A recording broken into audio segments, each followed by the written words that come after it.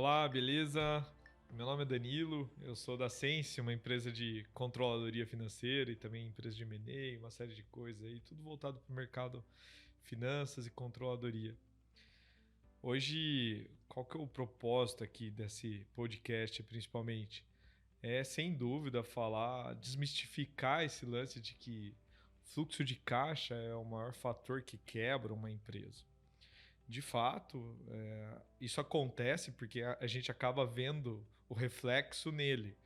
Mas só que é um dado muito míope hoje e, infelizmente, grandes instituições como Sebrae, como Senac, várias organizações mundiais alegam que o principal motivo de uma empresa quebrar é o fluxo de caixa.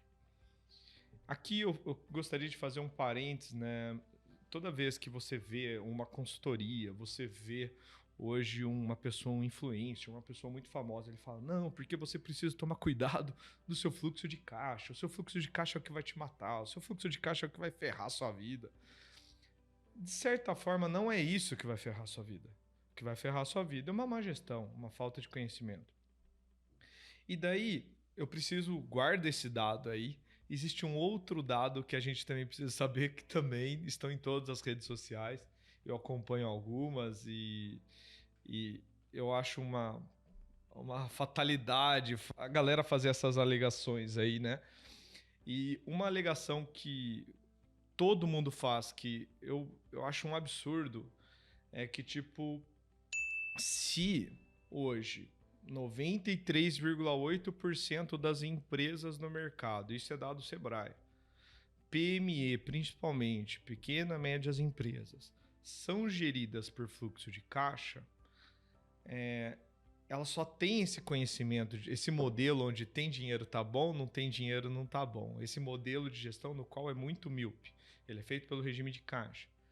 Como que você vai fazer uma pesquisa com essa galera na hora que eles quebram, perguntando assim, ó, você quebrou porque o seu demonstrativo de resultado do exercício, seu EBITDA estava errado, sua margem de contribuição, sua precificação, o que estava com problema, né? Se ele não tem esse conhecimento, a primeira coisa que ele vai falar é o quê? O maior problema é o fluxo de caixa. Então, é uma pesquisa falha, porque justamente a população não tem o conhecimento adequado de se fazer gestão. Como que você faz uma gestão devidamente correta, olhando para os indicadores de uma empresa? Você faz pelo regime de caixa, que é onde você olha realmente seu fluxo de caixa futuro, no mínimo 6 meses, 12 meses a título futuro. Gestão você faz gestão futura. Quem olha indicadores está olhando para o passado, está validando algo que fez no passado, mas não está fazendo gestão. Agora, quando ele está modelando a título futuro, a liquidez dele, a análise de caixa, o grau de alavancagem, análise de investimentos, isso, aquilo, tudo que é feito pelo regime de caixa, daí já é uma visão um pouco mais aguçada, uma visão um pouco mais bacana. E daí, na sequência, qual que é a outra visão que eu acho muito massa? É uma visão onde ele olha por competência, ou seja, pela data do fato gerador. Então, esse mês eu faturei tanto. Na sequência, eu gastei tanto para fazer aquele faturamento, eu tive tanto de gastos operacionais, tantos de gastos fixos, que é o overhead da empresa, daí eu tive um EBITDA, né, que é um lucro operacional de tanto, e assim eu consigo olhar a operação naquele período em exercício. Isso é muito mais legal, porque aí você vê se o resultado está aparecendo na operação, e se ele está aparecendo na operação, automaticamente isso vai trazer uma liquidez futura para ti, desde que aquele resultado você não esteja aportando em outros bens, ativos e tudo mais. Um exemplo que eu gosto de citar bastante é uma controladoria que a gente foi fazer numa indústria muito grande. E ela é a maior no segmento dela na América Latina. Ela fabrica, eu não posso citar muito aqui, mas ela fabrica instrumentos cortantes. E naquele momento, o dono da empresa, um senhor, uma graça, puta cara legal, e ele chegou: ô Dan, seguinte, cara, aonde está o meu dinheiro? E fatura horrores, fatura muitos milhões. E daí eu falei assim, poxa, temos que descobrir, né? Ele falou, legal, vamos fazer o seguinte, tá fechada a controladoria, começa a controladoria. Em questão de 2 meses, no máximo, 1 mês e meio, a gente tinha dentro do SenseBoard, que é a nossa plataforma online, todos os indicadores da empresa. Do celular, ele olhou e falou assim, meu demonstrativo de resultado do exercício, que é assim, meu mês em exercício, pelo fato gerador, vendeu mais do que gastou, tem um resultado. Mas aonde está esse dinheiro? Ali a gente foi olhar para o caixa. Na sequência, a gente, olhando para o caixa, a gente viu que esse dinheiro não estava gerando liquidez lá. Opa, qual que é o problema? O problema talvez tá fazendo um investimento alocado em alguma coisa no qual a gente não consegue ver nem no demonstrativo de resultado do exercício, nem no análise de fluxo de caixa. Daí a gente foi olhar para o balanço. Nosso sistema mostra lá o balanço. Tinha 14 milhões em um tipo de produto, um tipo de matéria-prima no estoque dele. Só para vocês terem uma noção.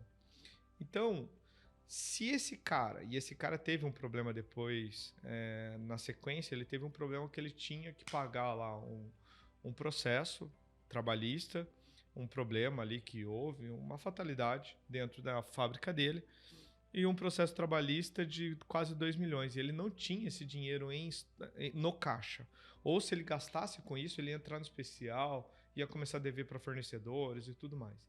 Então, olha que louco. Mesmo ele olhando, mesmo ele tendo resultado operacional, ele tendo um bom resultado na empresa, ele tendo um bom ativo, né, que é o estoque. Se ele tivesse a única visão míope, ele tinha quando nos contratou, de caixa, qual que era a primeira visão dele? Não tenho caixa, veio uma conta muito mais alta do que eu posso, não consegui, me embananei, comecei a descontar título, deu problema, fez isso, fez aquilo, pronto, lascou. E daí, naquele momento, ele iria ter falado para todo mundo que a empresa dele se deu mal por causa de quê? Por causa do caixa. Quando, na verdade, é por uma gestão de recursos, uma gestão de estoque. Como ele compra produtos importados, ele tem que trazer lotes grandes e paga à vista. Necessariamente ali ele precisava de uma instituição financeira por trás para estar financiando isso, para que ele tenha o mesmo ciclo de compra igual ao ciclo de venda, automaticamente o caixa dele estaria arrumado. Então, não necessariamente o problema no caixa desse cliente em especial era o problema no caixa, e sim um problema de políticas de compra e venda, uma política da operação e tudo mais. O mesmo acontece, por exemplo, num outro cliente que ele fez uma escola. A esposa dele, fantástica, e ela chegou e falou assim, eu quero construir uma escola, professora há muitos anos, uma mulher sensacional. E ela falou assim, vamos fazer uma escola. Pegou uma casa grande, começou a construir a escolinha dela, cheio de criança, o amor para todo mundo, lindo, maravilhoso. E foi. Começava a receber as mensalidades. Até que um dia ela falou, puxa, tá pequeno. Ela foi para uma casa maior, foi para outra. Em questão de 4 anos, simplesmente ela acabou indo para um quarteirão inteiro,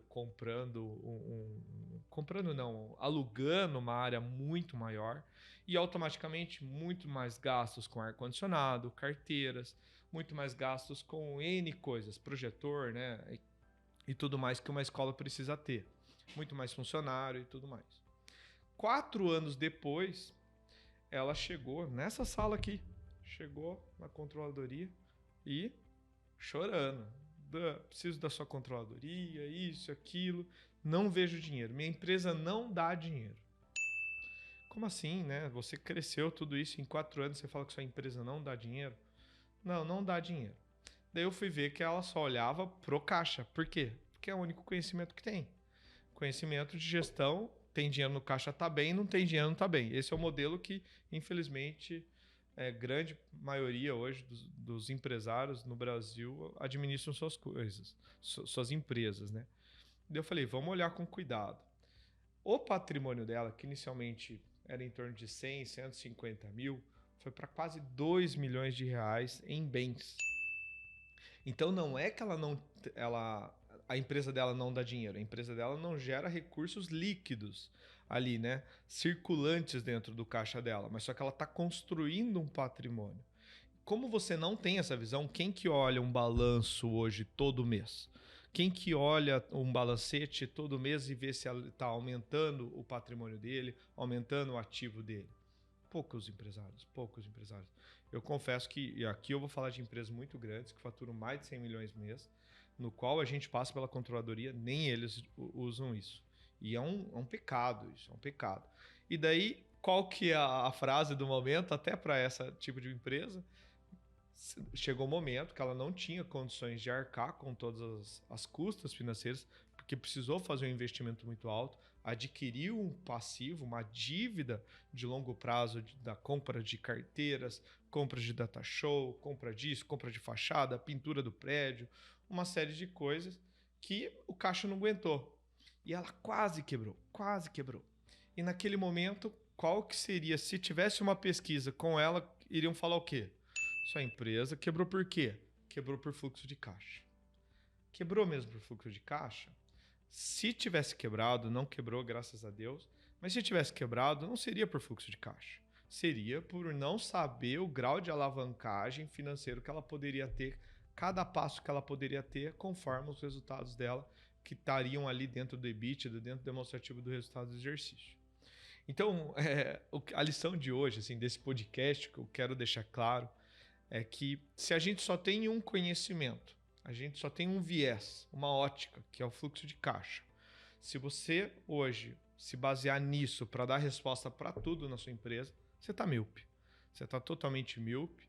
E se uma pesquisa dessa, como a do Sebrae, chegar para ti e falar, por que sua empresa, sei lá, não deu certo? Você vai falar, por causa do caixa. Então, porque é isso só que você conhece, é isso só que o empresário hoje no Brasil conhece.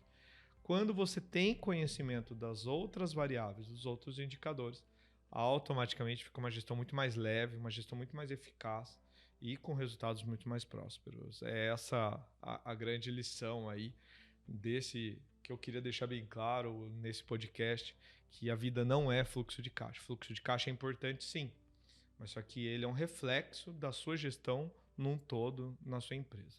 Se gostou desse podcast, entre em contato com a gente através das nossas redes sociais aí que estão aqui na telinha.